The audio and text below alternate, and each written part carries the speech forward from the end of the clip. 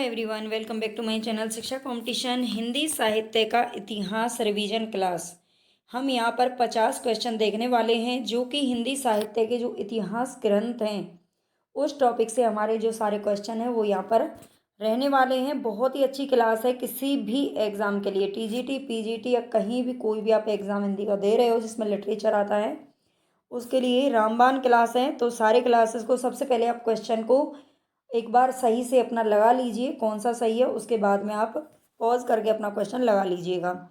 ठीक है, चलेंगे हम अपने फर्स्ट क्वेश्चन की तरफ। पहले आप पूरी वीडियो देख लेना, बाद में अगर आपको पसंद आए तो लाइक ज़रूर कर देना, चैनल को सब्सक्राइब कर लेना, क्योंकि हिंदी साहित्य की बहुत ही अच्छी तैयारी आपकी यहाँ से हो जाएगी किसी भी एग्ज़ाम के लिए। फर्स्ट क्वेश्चन है हमारे यहाँ पर, हिंदी शब्दानुशासन के लेखक कौन है? हिंदी शब्दानुशासन के लेखक कौन है? हेमचंद्र, कामता प्रसाद गुरु, धीरेन्द्र वर्मा या किशोरी दास वाजपेयी। अगर आपको इनके आंसर पता है तो आप पहले अपना आंसर लगा लीजिएगा, है ना, गैस कर लीजिएगा आपके मन में कि कौन सा इसका सही आंसर है। तो यहाँ पर हमारा राइट ऑप्शन हो जाएगा किशोरी दास वाजपेयी। ठीक है, हिंदी शब्दानुशासन के लेखक कौन है? किशोरी दास वाजपेयी हैं। और जबकि हिंदी व्याकरण की अगर बात करें तो ये कामता प्रसाद गुरु का ग्रंथ है। हिंदी का प्रथम व्याकरण लिखने वाले विद्वान कौन है? हिंदी का प्रथम व्याकरण किसने लिखा है? तो इसका राइट ऑप्शन हो जाएगा ए, जैसुआ केटलर। ठीक है, जैसुआ केटलर ने हिंदी का पहला जो व्याकरण लिखा था, हिंदी व्याकरण, वो लिखा था हिंदुस्तानी ग्रामर के नाम से। ठीक है, हिंदुस्तानी, ज़्यादा नहीं लेकिन जहाँ पर थोड़ा बहुत व्याख्या की जरूरत होगी वो हमें जरूर करनी है। 1698 ईस्वी में ये ग्रंथ है जो इन्होंने लिखा था। आगे चलेंगे, ए हिस्ट्री ऑफ हिंदी लिटरेचर, इसके लेखक कौन है? ए हिस्ट्री ऑफ हिंदी लिटरेचर के लेखक कौन है? फ्रैंक ई के, मैकमूलर, ग्रियर्सन या शुक्ल जी। तो यहाँ पर हमारा राइट ऑप्शन हो जाएगा फ्रैंक ई के। ठीक है, फ्रैंक ई के, जिन्होंने क्या लिखा था? A history history of Hindi literature. Acharya Ramchandra Shukla ने द्वितीय उत्थान का समय कब से कब तक तय किया है? तो द्वितीय उत्थान का समय इनसे आपसे पूछा गया है। द्वितीय उत्थान, इन्होंने 3 उत्थान माने थे आधुनिक काल के। प्रथम उत्थान कौन सा था? भारतेंदु काल। द्वितीय उत्थान द्विवेदी युग। और जो तृतीय उत्थान था वो था मतलब छायावाद का युग। ठीक है, और इन्होंने प्रथम उत्थान का जो समय है वो कब से कब तक माना है? तो 1893 से 1918 ईस्वी माना है। ठीक है, 1893 से 1918 ईस्वी। अगर संवत की बात करें तो संवत में, वैसे उन्होंने संवत में ही लिखा था, यहाँ पर ईस्वी दे रखा है। आचार्य रामचंद्र शुक्ल ने द्वितीय उत्थान कब कब से कब तक तय किया है? यहाँ पर द्वितीय उत्थान का पूछ रहा है, तो 1893 से 1918 ईस्वी। ठीक है, इसको याद रख लेना। यहाँ पर आगे आप देख सकते हो तीनों जो उत्थान इन्होंने माने हैं। प्रथम उत्थान का समय है 1868 से 1893 ईस्वी, और द्वितीय उत्थान का समय है 1893 से 1918 ईस्वी। तृतीय उत्थान यानी कि छायावाद का जो भी युग माना है वो माना है 1975 से अब तक, यानी कि 1918 ईस्वी से अब तक। 3 उत्थान इन्होंने आधुनिक काल के माने हैं। आगे चलेंगे, यद्यपि मैं खुद उर्दू का बहुत बड़ा पक्षपाती हूँ, लेकिन मेरे विचार में हिंदी को विभाषा या बोली कहना उचित नहीं है। ये किसका कथन है? यद्यपि मैं खुद उर्दू का, इनमें से कौन था जो पक्षपाती था, मतलब उर्दू के फेवर में कौन रहता था?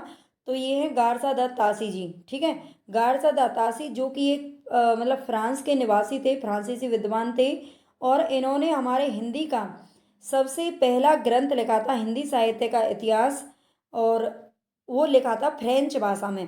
ठीक है, आपको ये भी याद रखना है, ये फ्रेंच भाषा में उन्होंने लिखा था। आगे चलेंगे, आगे हमें और भी बहुत सारी चीज़ें जो मिल जाएंगी। पुरानी हिंदी ग्रंथ के लेखक कौन है? पुरानी हिंदी ग्रंथ के लेखक कौन है? तो ये हमारा राइट ऑप्शन हो जाएगा चंद्रधर शर्मा गुलेरी। ठीक है, चंद्रधर शर्मा गुलेरी ने पुरानी हिंदी नाम से एक ग्रंथ लिखा था। आगे चलेंगे, हिंदी साहित्य का दूसरा इतिहास ग्रंथ के लेखक कौन है? इनके जो एक एक कीवर्ड होते हैं उसको आप पकड़ लीजिए, क्योंकि आधा इतिहास, है ना, और नया इतिहास, दूसरा इतिहास, अधूरा इतिहास, बहुत सारे इस तरह से आपको सिर्फ एक एक अक्षर में आपको अंतर मिलेगा। ठीक है, एक एक वर्ड में, तो इसका जरूर याद रख लेना। दूसरा इतिहास किसने लिखा है? नामवर सिंह, दूधनाथ सिंह, सुमन राजे या फिर बच्चन सिंह। तो यहाँ पर हमारा राइट ऑप्शन हो जाएगा बच्चन सिंह। ठीक है, बच्चन सिंह ने क्या लिखा है? बच्चन सिंह ने दूसरा इतिहास लिखा है, ठीक है। हिंदी साहित्य का दूसरा इतिहास लिखा है बच्चन सिंह ने। और सुमन राजे की अगर बात करें तो इन्होंने लिखा था आधा इतिहास, हिंदी साहित्य का आधा इतिहास। आधा इतिहास ही लिख पाई है ना, बहुत सारा काम था घर का भी, ये लेडी है। और बच्चन सिंह ने लिखा था दूसरा इतिहास। आगे चलेंगे। डॉक्टर किशोरीलाल गुप्त ने इनमें से किस ग्रंथ का हिंदी अनुवाद हिंदी साहित्य का प्रथम इतिहास शीर्षक से किया है? डॉक्टर किशोरीलाल गुप्त ने, यहाँ पर चार इतिहास के नाम दे रखे हैं। इस्तवार द ला लिटरेच्यूर एंदोई ए हिंदुस्तानी, ये गारसा द तासी का ग्रंथ है। गारसा द तासी का ग्रंथ है। The modern vernacular literature of Hindustan, ये किसका है? तो ये ग्रियर्सन का ग्रंथ है। ये किसका है? ये ग्रियर्सन का है। अब हमारे लिए ये दोनों ही इंपॉर्टेंट है। वो कैसे? क्योंकि इस्तवार द ला लिटरेचर ये फ्रेंच भाषा में लिखा गया था और द मॉडर्न वर्नाक्यूलर ये इंग्लिश में लिखा गया था। हालांकि ये हैं किसके? हिंदी भाषा के हैं, है ना। अब इन दोनों को हिंदी में जो कन्वर्ट किया था, मतलब अनुवादित किया था, वो किसने किया था? हमें ये चीज़ भी बहुत अच्छे से याद रखनी है, क्योंकि आजकल का जो पैटर्न है ना वो इतना बदल चुका है कि सीधे सीधे क्वेश्चन नहीं पूछे जाते, उनके पीछे के बैकग्राउंड वाले जो क्वेश्चन होते हैं ना उनको पूछता है हमेशा। तो हिंदी अनुवाद अगर हम इसकी बात करें, द किसका पूछा है, मतलब किसने किया है? किशोरी लाल गुप्त जी ने किसका किया है? तो किशोरी लाल गुप्त जी की अगर बात करें तो इन्होंने किया है द इस्तवार इस्तवार द ला लिटरेच्यूर एंदोई ए हिंदुस्तानी, जो गारसदा तासी का ग्रंथ था। और इन्होंने किया था 1857 ईस्वी में, ठीक है।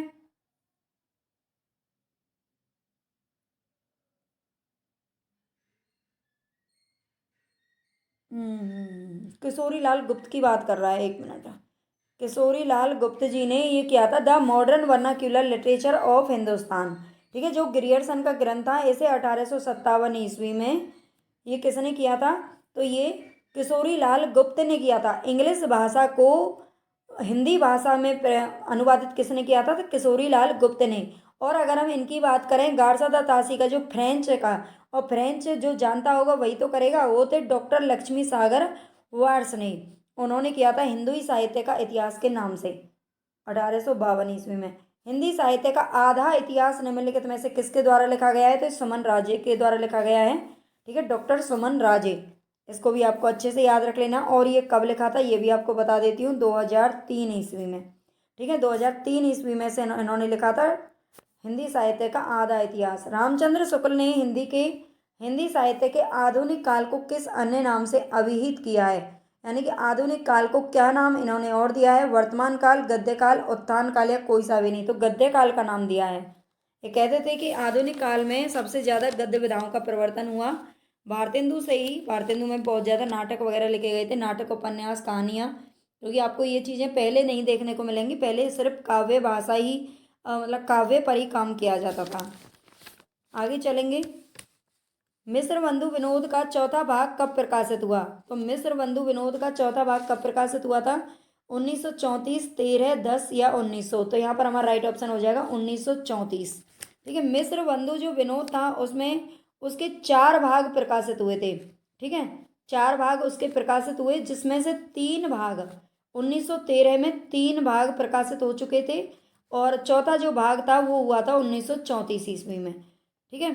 तो ये भी तीन आपको याद रख लेने हैं। आगे चलेंगे। काल क्रमानुसार लिखा गया हिंदी साहित्य का प्रथम इतिहास ग्रंथ कौन सा है? जो काल क्रम के अनुसार लिखा गया है, मान लीजिए कि मेरा जन्म है, मान लीजिए 2000, फिर किसी का 2001 है, किसी का 2002 है, किसी का 2003 है, मतलब इस तरीके से उनको काल क्रम के अनुसार रखा जाना, ये ये जो विधि है वो किसने अपनाई थी? शिव सिंह सरोज, इस्तवार दाला लितरेतुर एंदोई हिंदुस्तानी, तज़किरा ए शुअराए हिंदी जो कि मौलवी करीमुद्दीन की रचना है, और the modern vernacular literature of Hindustan. इसका राइट ऑप्शन कौन सा हो जाएगा? काल क्रमानुसार किसको लिखा गया था? तो इस्तवार दाला लितरेतुर एंदोई ए हिंदुस्तानी,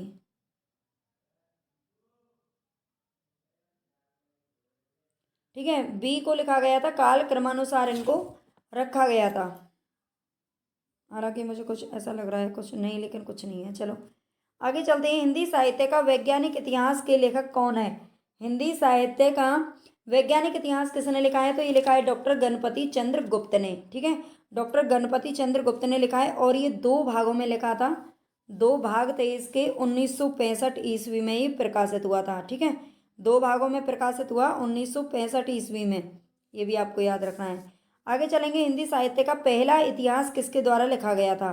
पहला इतिहास, तो पहला इतिहास फ्रेंच भाषा में लिखा गया था गारसदा तासी के द्वारा। अधिकांश साहित्य इतिहास का कवि है। अधिकांश साहित्य इतिहास का कवि कौन है? कबीर, सूरदास, अरेपाद या विद्यापति? तो ये हैं, एक मिनट, इसमें कुछ कंफ्यूजन है। अधिकांश साहित्य इतिहासकारों के अनुसार, ठीक है, इतिहासकारों के अनुसार पहला कवि पूछ रहा है, प्रथम कवि कौन है? हिंदी के प्रथम कवि तो ये हैं सरहपाद। ठीक है, सरहपाद यानी कि जो सिद्ध साहित्य के प्रथम कवि भी माने जाते हैं और हिंदी के भी। हिंदी साहित्य के इतिहास लेखन की परंपरा का सूत्रपात किसने किया था? तो ये गारसदा तासी ने किया था। ये भी आपको याद रखना है। हिंदी साहित्य के इतिहास ग्रंथ, हिंदी साहित्य विमर्श के लेखक कौन है? हिंदी साहित्य विमर्श के लेखक कौन है? वियोगी हरि, सूर्यकांत शास्त्री, डॉक्टर हजारी प्रसाद द्विवेदी, पद्मलाल पुन्नालाल बख्शी। तो यहाँ पर हमारा राइट ऑप्शन हो जाएगा पद्मलाल पुन्नालाल बख्शी। इन्होंने हिंदी साहित्य विमर्श के नाम से क्या लिखा था? इतिहास ग्रंथ लिखा था। आगे चलेंगे। हिंदी नवरत्न के लेखक कौन है? तो ये है मिश्र बंधु। ठीक है, हिंदी नवरत्न नाम से किसने रचना की थी? तो ये मिश्र बंधुओं ने की थी। आगे चलेंगे। मिश्र बंधु यानी कि इसमें 3 बंधु है ना, 3 लोगों के नाम इसमें शामिल हैं। अब वो 3 लोग कौन कौन से हैं ये आपको बताना है। 3 नाम कौन कौन से हैं मिश्र बंधु विनोद के अंतर्गत जो आते हैं, तो आपको याद रख लेना है। कौन से हैं इसमें से? श्याम बिहारी, सुखदेव बिहारी और राम बिहारी। इसमें एक तो आते हैं गणेश बिहारी, जो कि तीनों में दे रखा है। ठीक है, गणेश बिहारी जरूर आएंगे।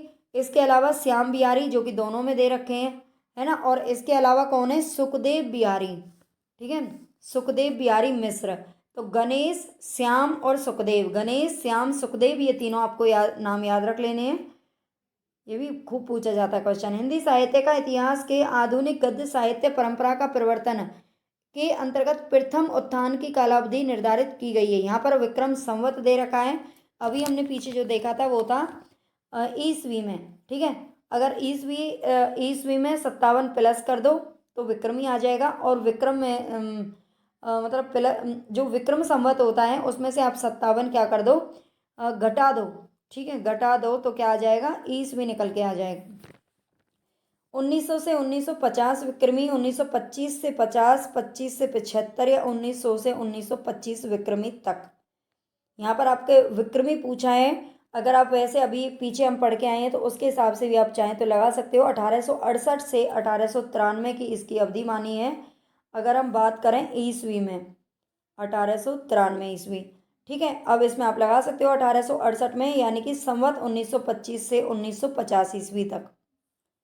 सही आरोही क्रम चुनना है, सही आरोही क्रम चुनना है इनमें से। प्रयोगवाद, जयावाद नहीं है, छायावाद है। नई कविता या प्रगतिवाद, तो इनमें से पहले कौन था? तो बिल्कुल इसका सी ऑप्शन सही हो जाएगा। पहले छायावाद, फिर प्रगतिवाद, प्रयोगवाद और फिर आया था नई कविता का दौर। साहित्य का इतिहास दर्शन किसके द्वारा लिखा गया है? साहित्य का इतिहास दर्शन, साहित्य के इतिहास का दर्शन कौन करेगा? जिसके क्या होंगे? लोचन यानी कि आंखें। ठीक है, यह है नलिन विलोचन शर्मा। नलिन विलोचन शर्मा उन्होंने लिखा था साहित्य का इतिहास दर्शन। रीतिकाल का समय क्या था? यहाँ पर रीतिकाल का क्वेश्चन दे रखा है। 1050 से 1375, 1700 से 1900 या फिर 1375 से 1700। तो यहाँ पर ये जो समय है ना बहुत ही इंपॉर्टेंट है। 1050 से 1375 ये आदिकाल का समय है, जो कि किसके द्वारा माने गए हैं? शुक्ल जी के द्वारा माने हैं। और 1375 से 1700 तक ये माना गया था भक्ति काल का समय, और ये माना गया है रीतिकाल का समय। 1300 से 1900 विक्रमी संवत ये कब माना गया है? रीतिकाल का समय माना जाता है इस दौर में। हिंदी के प्रारंभिक काल को वीर गाथा काल का नाम किसने दिया था? तो ये आचार्य रामचंद्र शुक्ल जी ने दिया था। ठीक है, आचार्य रामचंद्र शुक्ल जी ने प्रारंभिक काल को वीर गाथा काल नाम दिया है। पृथ्वीराज रासो के रचयिता का नाम बताना है आपको, चंद बरदाई। ठीक है, पृथ्वीराज रासो किसने लिखी थी? तो पृथ्वीराज रासो लिखी थी चंद बरदाई ने। और ये भी आपको याद रख लेना है, ये प्रथम महाकाव्य माना है। हालांकि इसको अप्रमाणिक मानते हैं शुक्ल जी, लेकिन उन्होंने फिर भी इसको प्रथम महाकाव्य का दर्जा दिया है और चंद बरदाई को प्रथम महाकवि का। आदिकाल को प्रारंभिक काल नाम किसने दिया है? डॉक्टर ग्रियर्सन, मिश्र बंधु, महावीर प्रसाद द्विवेदी या हजारी प्रसाद द्विवेदी। आदिकाल को प्रारंभिक काल नाम किसने दिया है? प्रारंभिक काल नाम दिया है तो ये दिया है मिश्र बंधुओं ने। ठीक है, मिश्र बंधुओं ने आदिकाल को प्रारंभिक काल नाम दिया है। आदिकाल को सारे काल हम एक बार देखेंगे। आदिकाल को बीज वपन काल नाम किसने दिया है? विश्वनाथ प्रसाद मिश्र, शुक्ल जी या आचार्य महावीर प्रसाद द्विवेदी। आचार्य महावीर प्रसाद द्विवेदी जो कि द्विवेदी युग के कवि थे, इन्हीं के नाम पर द्विवेदी युग का नामकरण किया गया था। ठीक है, इन्हीं के युग द्विवेदी युग जो नाम पड़ा है वो महावीर प्रसाद द्विवेदी के नाम पर ही पड़ा है। और इन्होंने आदिकाल को बीज वपन काल का है। बीज वपन का मतलब है बीज बोने का काल। रीतिकाल को अलंकृत काल नाम किसने दिया? रमा शंकर शुक्ल रसाल, विश्वनाथ मिश्र बंधु या फिर रामचंद्र शुक्ल। रीतिकाल की बात कर रहे हैं तो रीतिकाल को अलंकृत काल नाम दिया है विश्वनाथ प्रसाद मिश्र जी ने।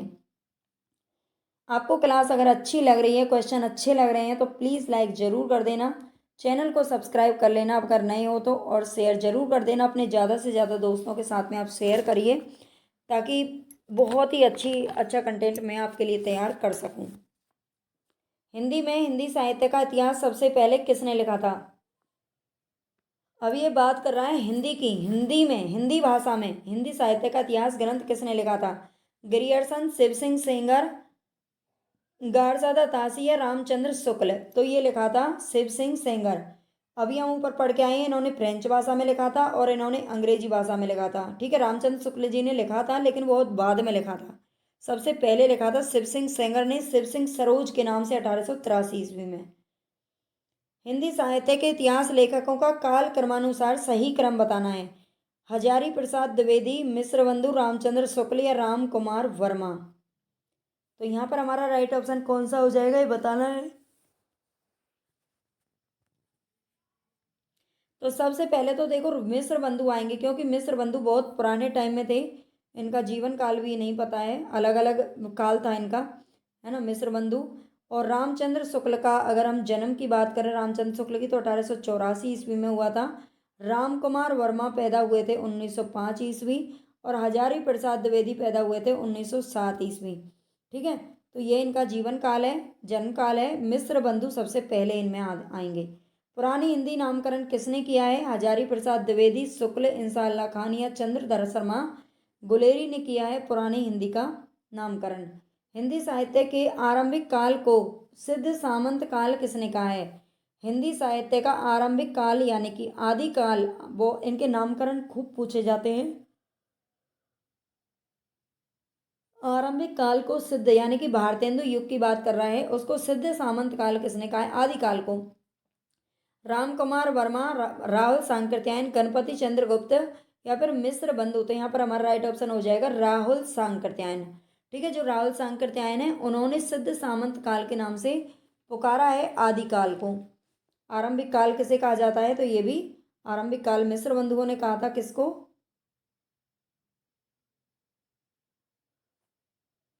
आगे चलेंगे, इनके नाम और नामकरण करता जरूर देखेंगे। यहाँ पर सिद्ध सामंत काल नाम दिया था राहुल सांकृत्यायन ने। ठीक है, संधि एवं चारण काल राम कुमार वर्मा। आरंभिक या उन्मेष काल दिया था मिश्र बंधुओं ने। प्रारंभिक काल गणपति चंद्र गुप्त। ठीक है, प्रारंभिक काल नाम किसने दिया था? गणपति चंद्र गुप्त। इनका समय भी आपको याद रखना है। ये जो समय दिया हुआ है ये किसका है? तो ये आदिकाल का समय इन लोगों के द्वारा बताया गया है। प्रारंभिक काल गणपति चंद्रगुप्त, चारण काल नाम दिया है डॉक्टर गिरियर्सन ने। ठीक है, संधि एवं चारण काल नाम दिया है राम कुमार वर्मा ने, लेकिन खाली चारण काल नाम दिया है डॉक्टर गिरियर्सन ने, जिन्होंने इसका समय माना है 700 से 1318 ईस्वी। बीजवपन काल दिया है, नाम किसने दिया है, तो महावीर प्रसाद द्विवेदी। आदिकाल दिया है हजारी प्रसाद द्विवेदी। 1000 ईस्वी से 1400 ईस्वी तक का इसका समय माना है। आधार काल नाम दिया है सुमन राजे ने, जिन्होंने आधा इतिहास लिखा था। वीर काल नाम दिया है विश्वनाथ प्रसाद मिश्र ने। अपभ्रंश काल नाम दिया है धीरेन्द्र वर्मा ने। अंधकाल नाम कौन देता है, कपिल कुलश्रेष्ठ। ठीक है, और आधार काल नाम दिया है किसने, मोहन अवस्थी। संक्रमण या परिवर्तन काल नाम दिया है रामकेलावन पांडे। और वीर गाथा काल दिया है आचार्य रामचंद्र शुक्ल, जिन्होंने जो समय माना है 993 से 1318 ईस्वी। आचार्य शुक्ल के अनुसार हिंदी साहित्य का आविर्भाव कब से माना जा सकता है, तो ये माना जाता है आचार्य शुक्ल जी के अनुसार प्राकृत की अंतिम अपभ्रंश अवस्था से। ठीक है, प्राकृत की अंतिम अपभ्रंश अवस्था से हिंदी साहित्य का आविर्भाव माना जा सकता है, ये शुक्ल जी के द्वारा। नेक्स्ट चलेंगे, इनमें से हिंदी साहित्य का इतिहास किसने नहीं लिखा है। कौन से ऐसे महानुभाव हैं जिन्होंने हिंदी साहित्य का इतिहास नहीं लिखा है। डॉक्टर नगेंद्र लक्ष्मी सागर वार्ष्णेय तो हम ऊपर देख चुके हैं, इन्होंने किसका किया था, द मॉडर्न यानी कि द इस्तवार द ला लिटरेचर हिंदुस्तानी का किया था 1852 में। और राम कुमार वर्मा ने भी लिखा था, है ना। राम कुमार वर्मा का कौन सा है, तो इन्होंने लिखा था आलोचनात्मक इतिहास। और बच्चन सिंह ने लिखा था दूसरा इतिहास। तो डॉक्टर नगेंद्र ने संपादन तो किया था, लेकिन इन्होंने कोई इतिहास नहीं लिखा है। इनमें से काशी नागरी प्रचारणी सभा के संस्थापकों में कौन नहीं है। काशी नागरी प्रचारणी सभा का आपको याद रखना है 1893 ईस्वी में इसकी स्थापना हुई थी, है ना। और उसके संस्थापकों में से कौन कौन से नहीं है। बाबू श्याम सुंदर दास, ठाकुर शिव कुमार सिंह या रामचंद्र शुक्ल। तो इसमें जो नाम है वो किसका नहीं आता है, तो ये रामचंद्र शुक्ल जी का नाम नहीं आता है। ठीक है, रामचंद्र शुक्ल जी इसके संस्थापकों में नहीं थे, बल्कि बाबू श्याम सुंदर दास, ठाकुर शिव कुमार सिंह और रामनारायण मिश्र, ये तीनों इसमें शामिल थे। यहाँ पे तीनों के नाम भी आप देख सकते हो, दे रखे हैं। नेक्स्ट क्वेश्चन है हमारे यहाँ पर, साहित्य जन समूह के हृदय का विकास है, ये परिभाषा किसकी है। साहित्य जन समूह के हृदय का विकास है, ये परिभाषा याद रखनी है, क्योंकि ऐसी मिलती जुलती महावीर प्रसाद द्विवेदी और शुक्ल जी की भी क्या है, परिभाषा है, उनको उनसे थोड़ा इसको अलग रखना है। तो साहित्य जो है वो जन समूह के हृदय का विकास है, ये बात किसने कही है, बाल कृष्ण भट्ट ने। जो कृष्ण होते हैं ना, वही हमारे हृदय में झांक करके देख सकते हैं। भाषा काव्य संग्रह किसकी कृति है, महेश दत्त शुक्ल, रामचंद्र शुक्ल, देवीदत्त शुक्ल या श्याम बिहारी मिश्र। भाषा काव्य संग्रह ये किसकी कृति है, तो ये है महेश दत्त शुक्ल के द्वारा लिखा गया है भाषा काव्य संग्रह, जो कि 1873 ईस्वी में 1873 ईस्वी में से लिखा गया था। ये साहित्य का इतिहास है। ये भी हिंदी साहित्य का अतीत के लेखक कौन है, अतीत किसका है ना, विश्वनाथ प्रसाद मिश्र। हिंदी साहित्य का जो अतीत है वो लिखा है विश्वनाथ प्रसाद मिश्र ने, पूरे विश्व में घूम घूम कर। जन्म काल की दृष्टि से निम्नलिखित कवियों का सही अनुक्रम बताना है, जगनिक, खुसरो, श्रीधर या चंद बरदाई। तो इनका आपको अगर जन्म काल पता होगा तभी आप इस टाइप के क्वेश्चन है जो कर पाओगे, और बहुत पूछे जाने लग गए हैं वैसे क्वेश्चन। तो निम्नलिखित कवियों का सही क्रम बताइए, चंद, जगनिक, खुसरो, श्रीधर या चंद बरदाई। तो हम नीचे देख लेते हैं, नीचे जगह है। श्रीधर की अगर बात करें तो ये इनका समय तो नहीं पता, लेकिन 14वीं शताब्दी इनका समय दे रखा है। अगर हम बात करें खुसरो की, तो खुसरो का जो जन्म है वो बताया जाता है 1253 ईस्वी में इनका जन्म हुआ था। और चंद बरदाई की बात करें तो 1168 में इनका जन्म हुआ था और 1192 में इनकी मृत्यु हो गई थी। जगनिक जगनिक का 1173 ईस्वी में जन्म हुआ था। ठीक है, तो ये जन्म काल आप लगा लीजिएगा। सबसे पहले 1168 है, यानी कि चंद बरदाई सबसे पहले आएंगे। सी ऑप्शन हमारा राइट हो जाएगा। ठीक है, फिर उसके बाद जगनिक, और फिर खुसरो, और फिर श्रीधर सबसे लास्ट में।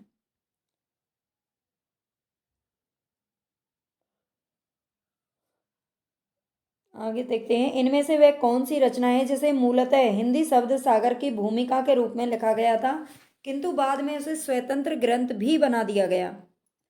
जिसे हिंदी शब्द सागर की भूमिका में लिखा गया था, कौन सा ग्रंथ है, वो है रामचंद्र शुक्ल का हिंदी साहित्य का इतिहास। ठीक है, रामचंद्र शुक्ल जी का हिंदी साहित्य का इतिहास है, जिसे बाद में स्वतंत्र ग्रंथ घोषित कर दिया गया। हिंदी साहित्य के प्रथम काल को वीरकाल नाम किसने दिया है? प्रथम काल यानी कि आदिकाल को वीरकाल नाम किसने दिया है? तो ये दिया है विश्वनाथ प्रसाद मिश्र ने, जिन्होंने रीतिकाल को अलंकृत काल नाम भी दिया है। आचार्य रामचंद्र शुक्ल द्वारा रचित हिंदी साहित्य का इतिहास का प्रकाशन वर्ष बताना है। हिंदी साहित्य का इतिहास है जो शुक्ल जी का, उसका प्रकाशन वर्ष कितना है? तो 1929 ईस्वी। ठीक है, 17, 18, 19 मत पढ़िए। 1929 ईस्वी में इनका ये जो ग्रंथ है वो प्रकाशित हुआ था। अमीर खुसरो का पूरा नाम बताना है। अमीर खुसरो का पूरा नाम क्या है? अब्दुल रईस खुसरो, है ना, अब्दुल, तो यहाँ पर हमारा राइट ऑप्शन हो जाएगा अबुल हसन यमीनुद्दीन खुसरो। ठीक है, अबुल हसन यमीनुद्दीन खुसरो अमीर खुसरो का पूरा नाम है, इसको भी याद रखना। हिंदी भाषा का उद्गम और विकास, इसके लेखक कौन है?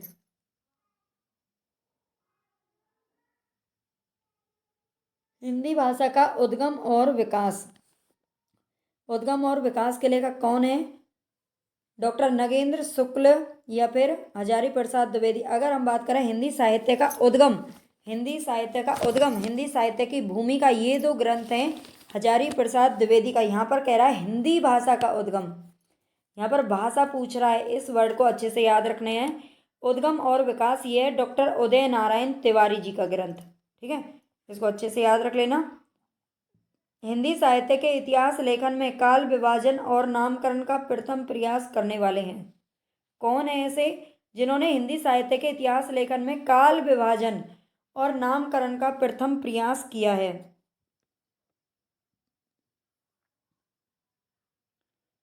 बताइए कौन सा आंसर है जो यहाँ पर हमारा सही हो जाएगा।